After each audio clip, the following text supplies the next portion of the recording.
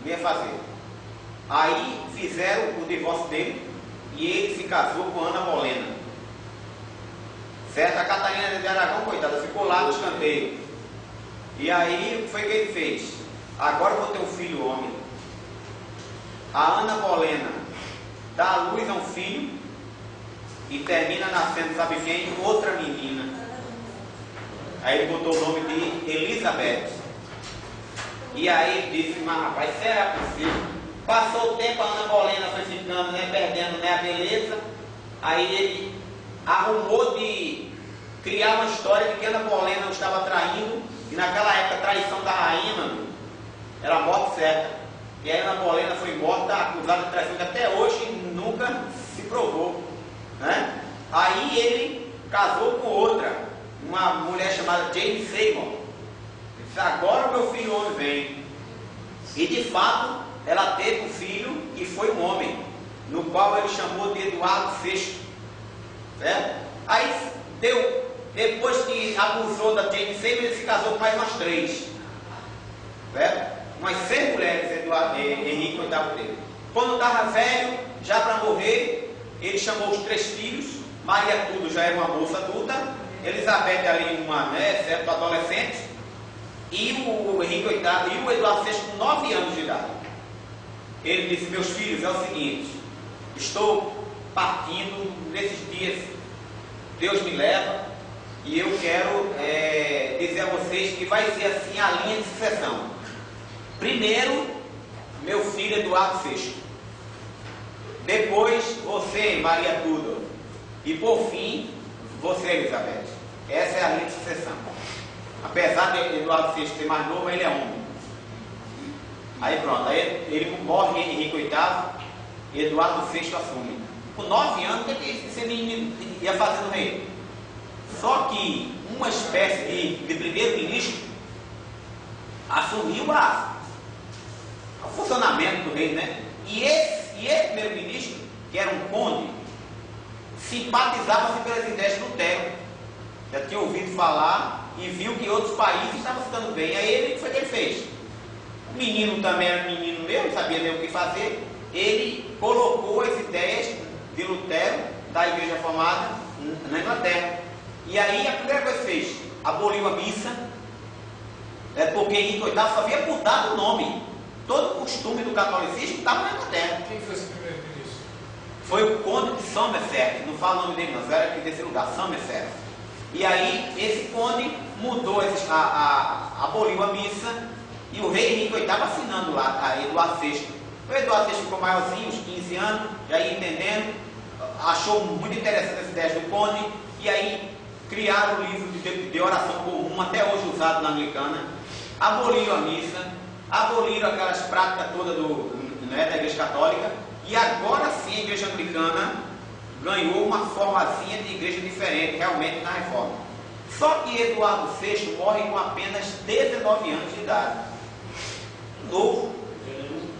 Não se sabe a morte dele. Diz que ele era muito doente já desde que nasceu.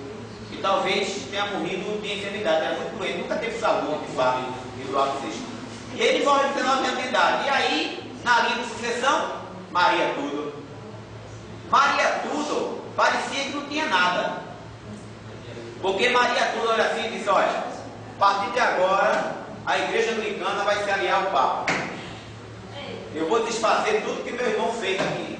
Negócio, a missa vai voltar, os padres vão ter direito aqui, o Papa vai ter acesso aqui. Ela começou a reinar em 1550. Aí mudou tudo na Inglaterra. Voltou às velhas raízes. E aí, em 1555, ela começou a namorar com o príncipe herdeiro da Espanha. A Espanha era a nação inimiga da Inglaterra. E o povo já viu isso com outros olhos. E rapaz, a rainha namorando com o príncipe da Inglaterra, da Espanha, quando se casa, junta-se os dois reis. E o rei passa a ser o homem, né? Os ingleses disseram, quando ela se casar com ele, os espanhóis se juntar com a gente, um inimigo da nossa terra, e um espanhol ser rei daqui? Não. Aí o povo pensou 2 vezes. Em 1555, 5 anos depois só que Maria Tudor tinha assumido o cargo, depuseram ela do trono. as autoridades inglesas. Maria tudo foi deposta, depois foi condenada, foi morta, e aí, certo, Elizabeth assumiu o trono na Inglaterra em 1555.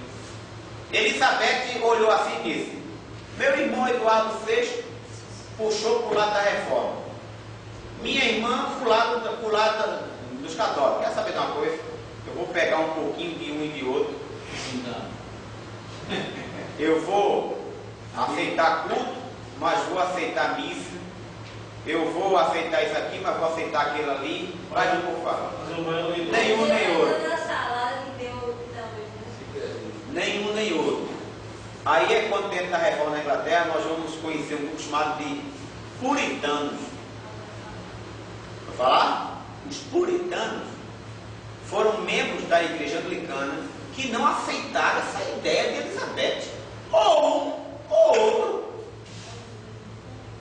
E chegaram para ela e disse: rainha, a gente tem que purificar essa igreja.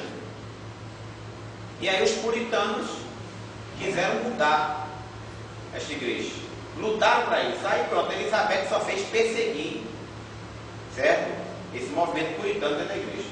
Ela baixou até um decreto uma vez que os puritanos se recusaram a vir para a igreja. Será que não vai para essa igreja enquanto ela não mudar? E ela baixou um decreto dizendo: aquele que não vier à igreja será punido e preso. Era a lei da rainha, todo mundo tinha que ir para a igreja. E os puritanos, para não morrerem, né, fugiram para outros países.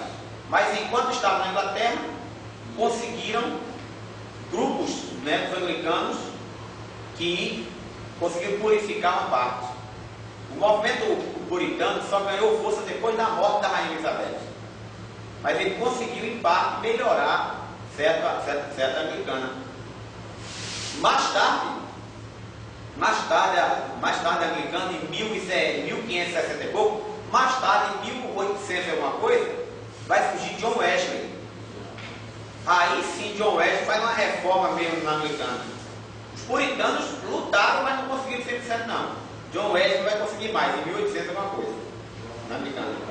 O wesleyanismo, né? O avivamento wesleyano foi dentro da anglicana.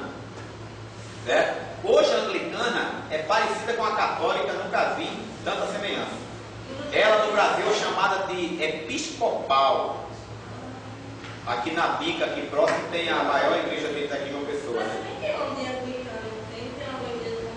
Tem paróquia anglicana, não sei o que lá mais, é tudo anglicano. É.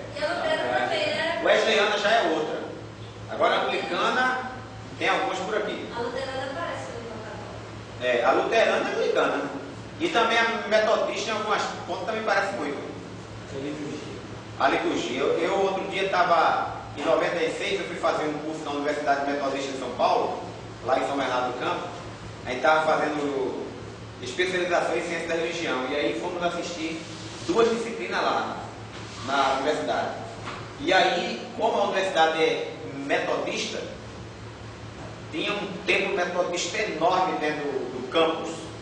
E aí a gente ficou de uma segunda para outra segunda, 15 dias, né? E um meio de semana no meio.